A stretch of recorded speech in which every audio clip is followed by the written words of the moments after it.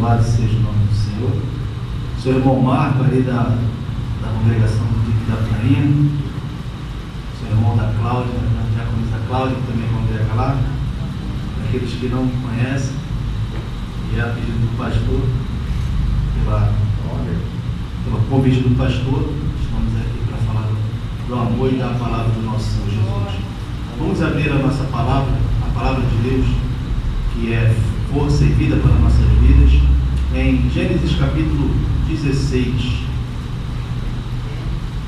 A Bíblia é o culto da família. Não há nada melhor do que falarmos da família de Abraão. Toda família, irmãos, ela tem altos e baixos. Na de Abraão não foi diferente, assim como também não é na nossa. Mas o Senhor nos concede a vitória. Louvado seja o nome do Senhor. Todos acharam?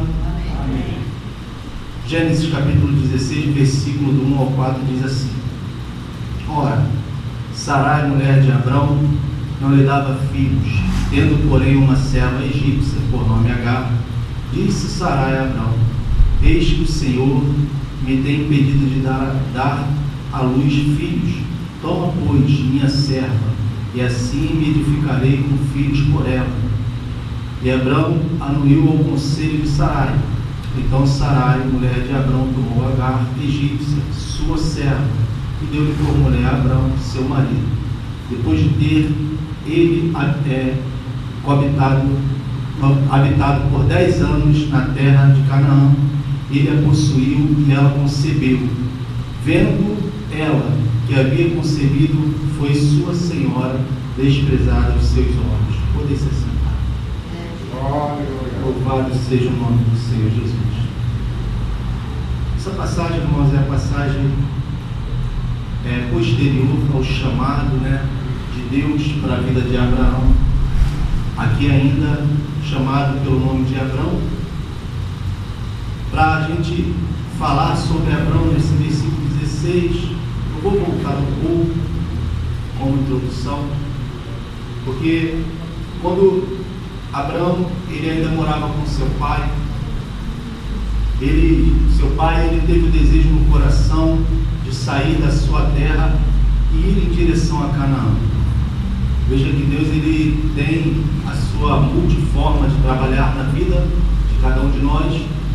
E o Senhor já estava dando direção. O Senhor já estava dando direção até ainda um homem pagão, um homem idólatra. Mas Deus, com a promessa, com o desejo de trabalhar na vida de Abrão, o Senhor então conduz esse homem em direção a Canaã. Mas por algum motivo seu pai Tera ele não chegou a Canaã e passou um período em Harã e lá faleceu. Então Deus ali naquele momento se apresenta para Abrão e chama ele e diz para que ele saísse do meio da sua parentela, para que ele fosse para uma terra longínqua onde Deus ele iria lhe mostrar, terra essa que mana leite e mel.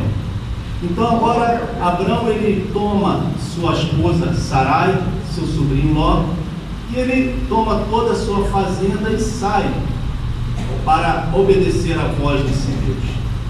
E aí no decorrer Deus ele começa a palestrar com Abrão e começa a fazer promessas para Abrão. Uma dessas promessas era a principal da sua vida, era que Abrão ele daria filhos e teria filhos ainda. E aquele homem já idoso, desde quando foi chamado por Deus, e Sarai também já idosa, ali havia uma impossibilidade, um impossível para acontecer. Veja que Deus ele tem a sua forma de trabalhar independente das condições do homem. Os seus corpos eles já não haviam mais condições de procriar, de darem à luz, de trazerem à vida uma criança. Mas debaixo da promessa e da palavra desse nosso Deus, isso lhe era possível. Então Abraão ele agora chega em Canaã, e o texto que nós lemos diz que Abraão ele já está há 10 anos lá nessa terra, sendo que Sara ela sabia da promessa de Deus. Abraão ele não guardou isso em segredo. Abraão ele sempre que Deus falava com ele, ele levava a notícia para Sarai. Então Sara, ela viu se passar muito tempo. Houve uma alegria no seu rosto estampada quando ela recebeu a promessa. Mas se passando um período longo, já de 10 anos, aquela mulher já teve a sua fé esmorecida. Ela já teve a sua condição física como impedimento para a realização daquele fato, evento que Deus queria fazer. Era como se ela dissesse: poxa, há 10 anos atrás eu estava já idosa, mas ainda estava um pouco mais jovem. Agora, já com mais idade, agora ficou muito impossível. Aí ela, nesse capítulo 16, ela tem essa grande ideia de tentar ajudar Deus a concluir os planos dele para a vida de seus servos. E ali, quando a gente coloca as nossas mãos naquilo que é para Deus fazer, tenha certeza, alguma coisa vai sair errada. Sarai, então, agora ela tem essa ideia, fala com seu esposo Abraão. Eu acredito que ele entende que era lícito aquilo ali, ele fazer, porque naquela época não havia proibição alguma. Se a mulher não desse filho, então o marido, tendo posses, tendo condição, era algo liberado e não era pecado algum ele ter uma segunda mulher para gerar filho e continuar com o seu casamento. Então Abraão, talvez ele, no seu temor a Deus e também na sua confiança a Ele, Abraão, ele não cogitava fazer uso desse direito. Veja que nem todos os direitos que temos, e muitos direitos até mesmo que são lícitos, eles são bons para aqueles que servem a Cristo. Porque o direito é lícito, mas o efeito desse direito pode nos causar danos e dores. Quer ver uma coisa? É lícito alguém pegar e brigar por posse, principalmente depois de um falecimento de alguém. É lícito, não é lícito? É lícito. Mas aquele que ganha traz tanto problema para a sua vida, que era melhor até mesmo que ele não tivesse tomado posse do seu direito e tivesse aberto mão disso. Veja que Abraão, ele estava mais ou menos por aí. Eu tenho o direito, mas eu não vou querer tomar posse. Mas sendo que Abraão, ele talvez não uma única vez, Sara fez essa proposta. Acredito eu e conjecturo que essa conversa deveria estar batendo na porta de Abraão diversas vezes, por alguns dias, talvez meses. E Abraão, vendo o sofrimento de sua esposa, Abraão cedeu aquele convite, ele cedeu aquela ideia de sua esposa, deixando agora de confiar ou de esperar o acontecer de Deus, para ele então ver o acontecer por suas próprias mãos ou pelos seus próprios meios. Então Abraão agora ele se deita com Agar, nasce Ismael. Talvez quando Sarai ela viu que Agar engravidou, ela deve ter tido uma grande alegria no seu coração. A Bíblia vai dizer que algumas coisas parecem até que é caminho, que é um bom caminho, mas o seu final é para dor e dor e sofrimento, é caminho de morte. Se Sara ela soubesse que aquilo ali iria trazer dores para ela, ela nunca teria tomado tal decisão. Então agora ela, com a sua serva egípcia, ela é grávida, ela se alegra. Mas os dias vão passando, os meses vão passando, e aquela moça agora ela já despreza, ela não tem mais a sua senhora como senhora. Ela se sentiu igual, ela está no mesmo nível que a dona da casa, a dona de toda a herança. Ela se sente como também uma esposa, coisa que nunca ela foi. E ela despreza Sara. Sara agora, ela, com esse sofrimento, com essa angústia, ela vê que toda aquela ansiedade de ter um filho, e agora alcançando segundo os seus meios, não lhe traria alegria, e sim angústia e sofrimento. Veja que às vezes os problemas na família, ele não é problema de hoje, ele é problema estrutural, ele é problema lá no alicerce, ele é problema de quando se construiu algo. E esse problema problema, quando ele é estrutural, esse problema ele é muito mais difícil de se resolver. Esse problema é muito mais dolorido, mas não é um problema impossível para o nosso Deus. Não é um problema impossível. Sarai, então, agora ela fala com Abrão. Abrão fala assim: olha, tua serva está nas tuas mãos. E essa mulher ainda gestante, ela vai, Sarai vai até Agar, a repreende, e Agar, ela não suporta a correção e foge da presença de sua senhora. E a gente conhece a história, que ela foi para o deserto, o anjo apareceu e mandou que ela voltasse e se humilhasse debaixo das mãos de Sara, e assim foi. E agora nasce Ismael. Ismael nascendo, Sara, a Bíblia ela não relata mais o desprezo de Agar, mas certamente Sara ela continua sofrendo, angustiada, porque aquele filho não é o filho que saiu de suas entranhas. E talvez Agar e Ismael, ela vê algumas coisas que a incomodam, mas algumas coisas na nossa vida somos nós que trazemos para dentro da nossa casa. São problemas que a gente mesmo vai lá fora e busca. De onde veio Agar? Agar, ela veio do Egito. Agar era serva no Egito. Egito, para a gente sabe que são coisas mundanas. São ambientes, ou são coisas mundanas, ou pessoas mundanas, ou até mesmo posicionamento mundanos, trazido para dentro da casa, para dentro da família. E isso nos traz malefícios. Isso faz com que a nossa casa ela comece a se desmoronar. Sara agora, ela então tem a sua serva com seu filho no braço. E ela ainda continua na esperança de ter o seu. Veja, irmãos, que resolver nós mesmos nossos problemas sem a direção de Deus, isso não é resolver, isso é tomar um dipirona, isso é tomar um paliativo, um remédio, porque momentaneamente vai parecer que a solução chegou, mas quando o problema ele voltar, ele se torna um pouco maior do que era. E veja que Sara ela está numa situação agora difícil, tendo que conviver agora dentro da sua casa com pessoas que ela não precisava conviver se ela não tivesse tomado decisão, tendo que conviver agora na sua casa com um problema que não precisava ela estar vivendo. O problema de Sara era único: a dependência de Deus e aguardar o tempo do Senhor para abrir a sua madre. O único problema de Sara. Agora Sara ela tem um problema: Agar e Ismael. Aí a gente, caminhando, a gente vai ver que Abraão, então, ele usa esse direito de ter uma segunda esposa para trazer à existência um filho.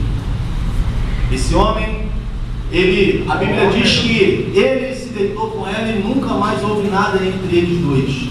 A única missão dele foi trazer um filho.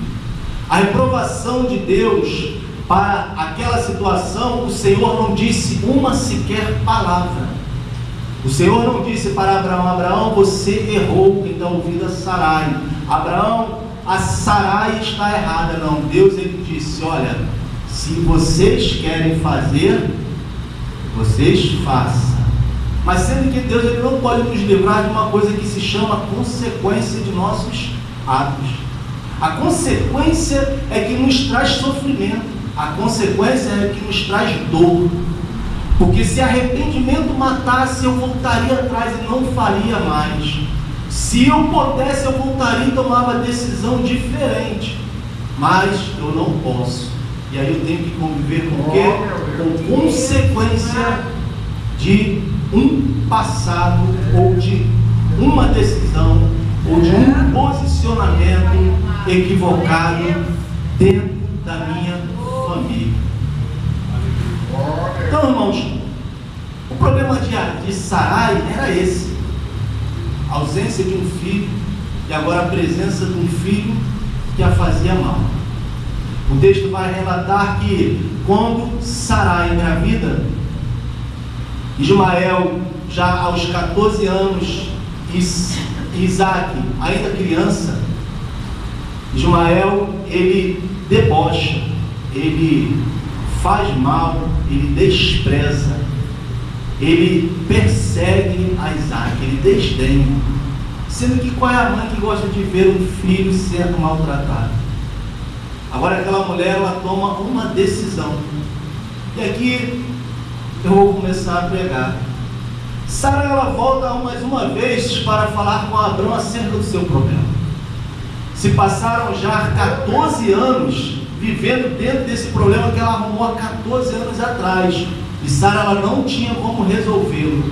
Mas Sara agora toma uma atitude diante de Abraão e diz assim: Senhor. Que Sara, naquela época, no mundo antigo, a mulher, a esposa, chamava o seu esposo de Senhor.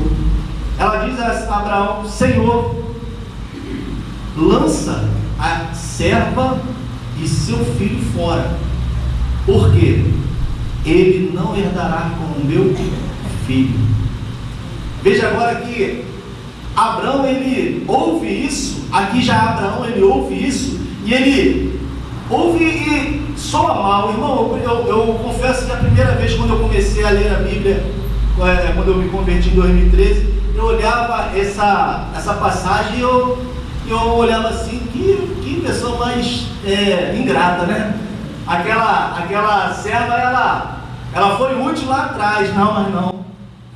Depois a gente vai lendo, vai aprendendo a palavra de Deus, não é ingrata. Deus, ele coloca a palavra na boca dos seus servos para que fale o que ele quer.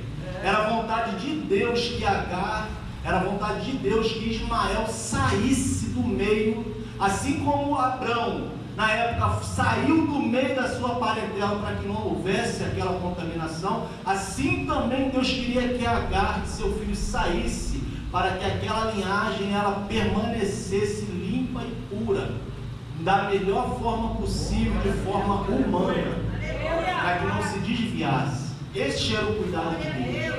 Então, se tu olhasse, tu ia pensar que Sara ela foi egoísta. Não, Sara ela foi voz de Deus para Abraão, a ponto de Abraão ele talvez estremecer: é seu filho, como que eu vou colocar um filho para fora?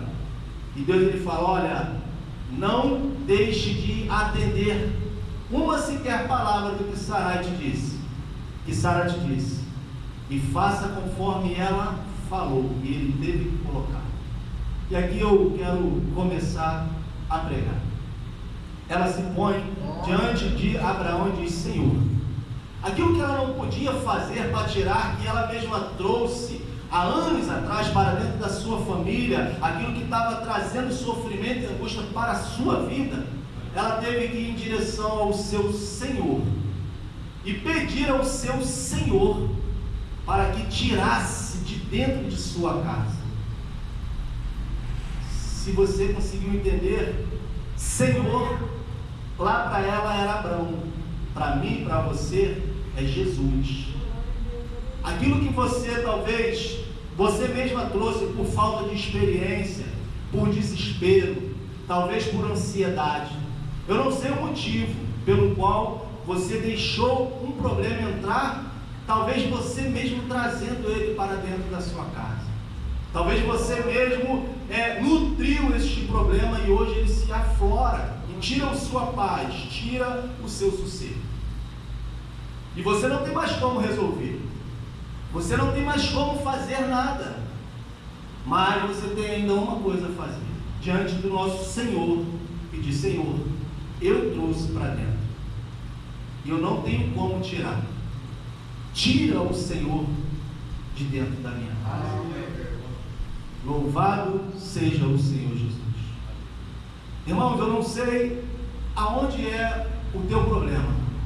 Talvez o teu problema, ele está sendo o seu conjugal. Talvez o seu problema, ele está sendo um filho ou um neto rebelde. Talvez o seu problema está sendo, você e sua esposa não conseguem falar a mesma língua. Eu não sei qual é o problema, mas uma coisa eu sei: quem tem que sair de dentro da casa é o problema. problema.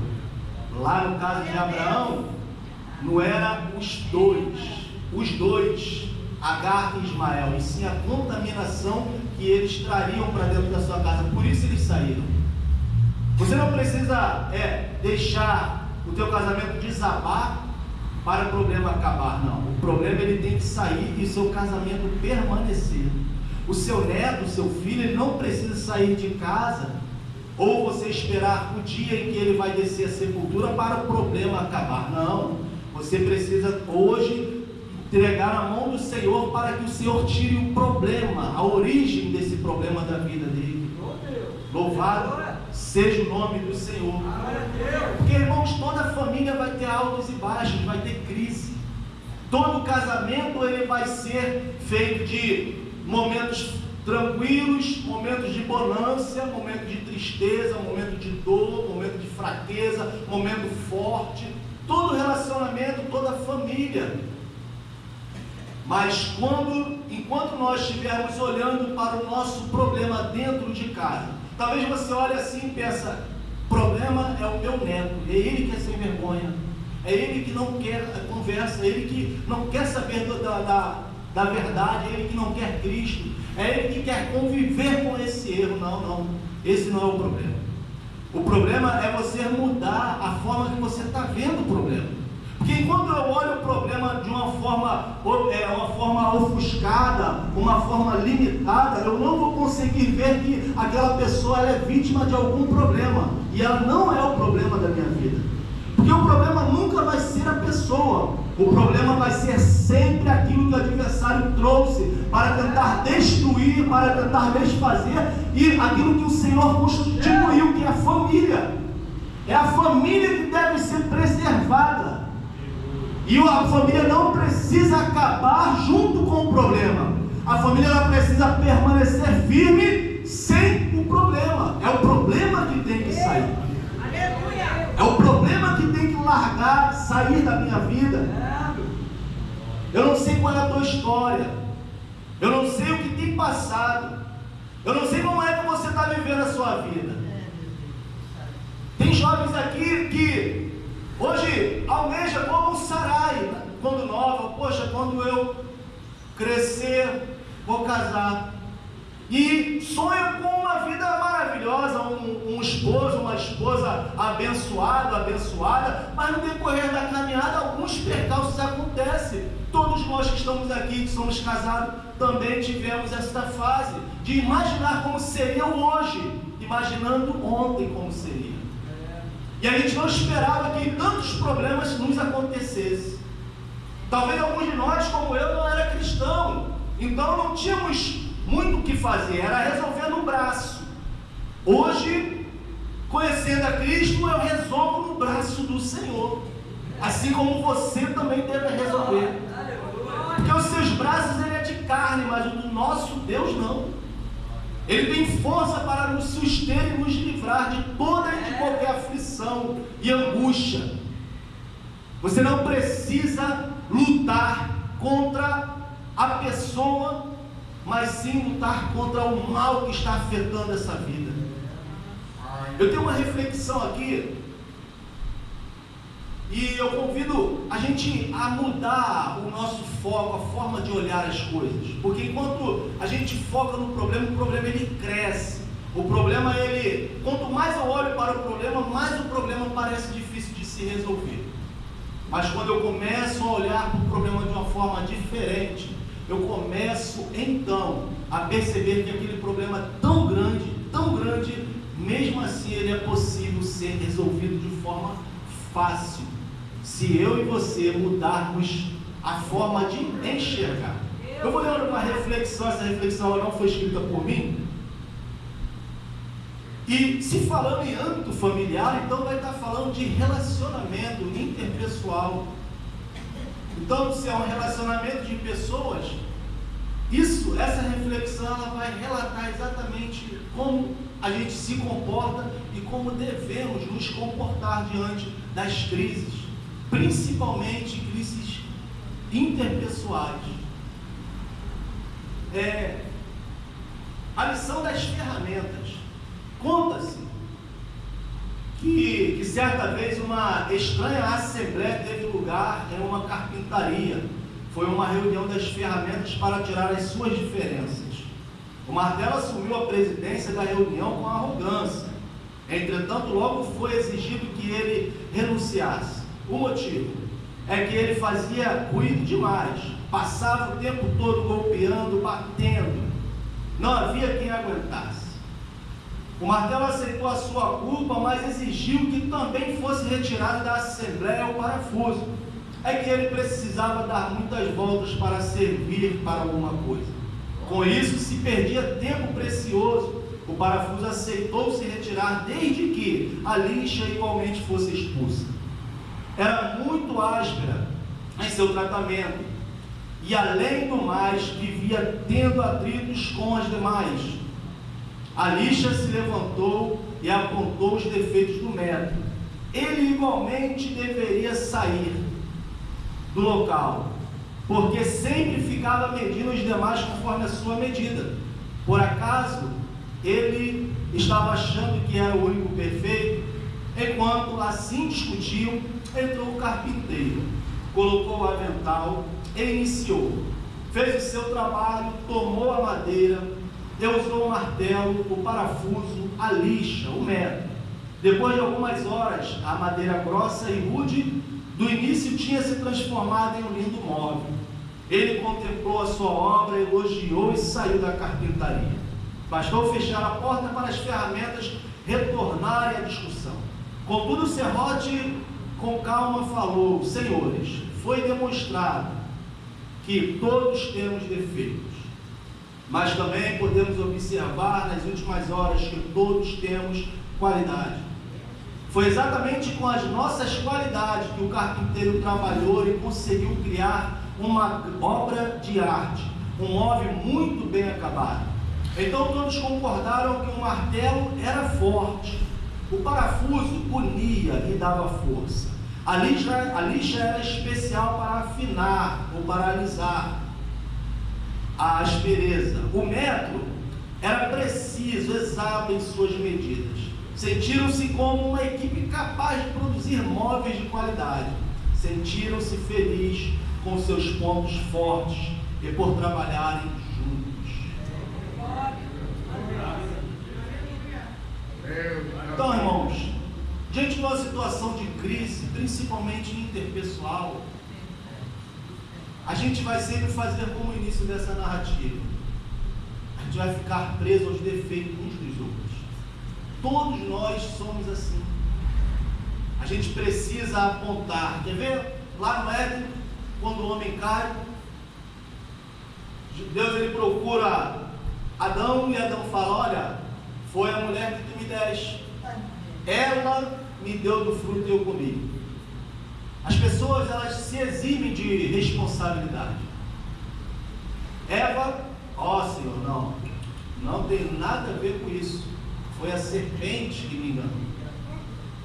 Então veja que tanto o gênero masculino quanto feminino, ou seja, a raça humana, ela é tendenciosa a se esquivar das suas responsabilidades e de trazerem para si: olha, eu que fiz, eu que por minha culpa aconteceu.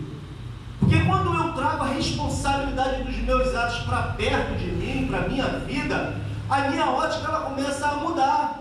Porque se foi eu que trouxe, como eu vou culpar o outro? O outro é consequência da minha atitude anterior. Qual é a raiz do meu problema? A raiz do meu problema foi que Agar ela que trouxe. Sendo que agora a Agar ela faz com que dê raiva a Sara. Ismael, consequência da sua decisão lá atrás, ele também faz raiva à sua senhora. Então de quem foi a culpa? Se Sara ela traz a culpa para si, ela chega em cima de Abraão e fala: olha, Abraão, eu sei que foi ideia minha lá atrás, e hoje vejo que ela não foi tão boa assim. Faz um favor, tira de dentro, lança fora. É isso que nós devemos fazer diante de Deus. Senhor, fui eu que trouxe. Não é culpa de A, B e C não, Senhor, fui eu que fiz. Mas eu preciso que o Senhor tire, porque eu não posso, eu não tenho como fazer. Mas o Senhor tem, o Senhor é poderoso para fazer, o Senhor é poderoso para transformar. Talvez o problema da minha família seja um problema de base. Um filho nasce, cresce, faz o que ele quer. Quando ele fica um pouquinho mais adolescente, começa a fazer coisas erradas. E a gente, de vez de corrigir, a gente não corrige. E não corrigindo agora, o filho dá trabalho. E esse trabalho agora, ele é cobrado do filho. Mas quem foi o responsável lá atrás? Eu que não fui firme para corrigir. Então a raiz do meu problema, ela precisa ser identificada para que eu possa corrigir esse problema. Eu não posso pegar e transferir a culpa. Eu preciso assumir a minha parcela e o outro assumir a dele, para que o problema seja todo ele resolvido e não mascarado e não maquiado, porque senão eu vou continuar vivendo esse mesmo problema. Meu filho, lá atrás, teve uma coisa, eu era ainda adolescente, né? Estava no mundo, vim para Cristo em 2013. Estava no mundo, aí, sabe como que é jovem, né? 19 anos, dono da sua vida, faz o que quer. Me mostrei para o meu pai, né? Já estava escondido, fumando cigarro, estava em casa numa mesa de jogando um baralho. Meu pai, meu saudoso pai, estava jogando também. Daqui a pouco eu tirei do bolso um isqueiro, acendi o cigarro e fiquei. Ele estava na mesa e não estava nem ligado. Aí ele estava tão distraído aí, ué, você fuma? Quando eu me mostrei para o meu pai nesse dia, eu me mostrei, e essa não é culpa dele não, a culpa é minha. Eu aprendi a fumar naquela época, graças a Deus, Deus tirou esse vício. Mas quando eu me mostrei para o meu pai, a minha vontade ou a minha expectativa era que meu pai me repreendesse e eu ia dar aquela balançada, ia querer, mas eu ia ter que parar. Aí meu pai, ele pegou e, vendo que eu já tinha 19 anos, talvez ele, agora a tua vida tu que sabe. Mas ainda que seja de maior, não deixe de falar a forma que teu filho ou seu neto deva agir. Porque, e eu digo isso, não falo que é culpa do meu pai, é culpa minha. Mas eu penso, erroneamente, se meu pai tivesse falado, meu filho, eu não quero você fumando, talvez eu seria rebelde, pode ser, mas eu acho que eu não fumaria mais. Então talvez basta somente uma palavra firme sua, para que teu filho ou teu neto, ele possa sentir que a autoridade, ainda que ele seja de maior, permanece contigo, porque ele está dentro da sua casa e ele está debaixo da sua tutela. É você o responsável. É você quem comanda a casa, é você quem direciona, dá as diretrizes. Ainda que o mundo esteja muito moderno, mas a modernidade ela está lá no mundo, não na sua casa cristã, não dentro do seu lar. Ou a modernidade que um jovem manda no mais velho, que ele falta pouco bater no pai e na mãe, é lá no mundo. Dentro da sua casa tem Cristo, e dentro da sua casa tem a autoridade de Cristo, é a sua autoridade para repreender o seu filho e o seu neto. Ele tem que baixar a bola, ainda que ele se esbraveça no momento, mas Deus vai fazer com que ele retroceda. Sabe por quê? Porque o temor do Senhor é quem mantém a nossa casa organizada. Louvado seja o nome do Senhor Jesus. Louvado seja o nome do Senhor. Então veja que precisamos identificar aonde é o problema. O problema é estrutural. Foi lá atrás, meu filho, olha, quando eu tinha autoridade sobre a sua vida, eu tive e não fiz, mas hoje eu te oriento, faça isso, porque esse caminho que você está percorrendo é um caminho de morte. Parece bom, mas não é bom para você. Orienta, já que não tem mais autoridade, perdeu o domínio, não deixe de dar a orientação, porque a orientação é diferente da autoridade. A autoridade você fala, faça, e ele tem que fazer. A orientação você fala, olha, se tu não fizer, o problema que vai gerar é para a sua própria vida, e você vai sofrer, e eu sofrerei junto. Porque nenhuma mãe, nenhuma avó, ela quer ver seu filho ou seu neto quebrar a cara para depois ele pegar e não ter mais jeito. enquanto tem vida, tem esperança. Então não desista da tua família. Continue orando. Se passaram anos, Sara ainda não teve um filho. Já tem se passado anos você orando pela sua família e parece que não tem resposta. Ei, somente permaneça a fazer aquilo que você deve fazer. Porque o tempo de Deus nós não sabemos e Ele fará no seu tempo. E assim eu agradeço a minha oportunidade.